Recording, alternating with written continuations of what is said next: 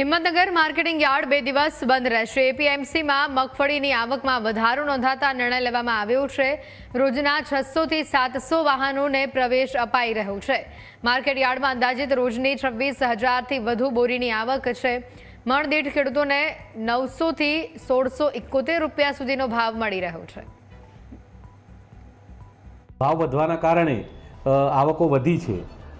આજુબાજુના જિલ્લા જેવા કે મહેસાણા, બનાસકાંઠા, કપડવંજ, અરવલ્લી જિલ્લાથી પણ માલ આવતો હોય, 26,000થી ઉપર બોરીનો આવક આવતી હોય અને ભાવનો વધારાના કારણે આવક વધી છે।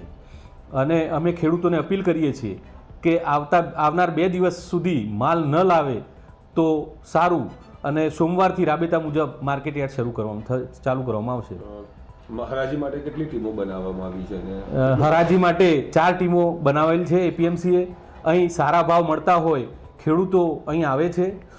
બીજું કે કમોસમી વરસાદના કારણે ખેડૂતોને ભારે નુકસાન થયેલું છે, પરંતુ ભાવો સારા હોવાના કારણે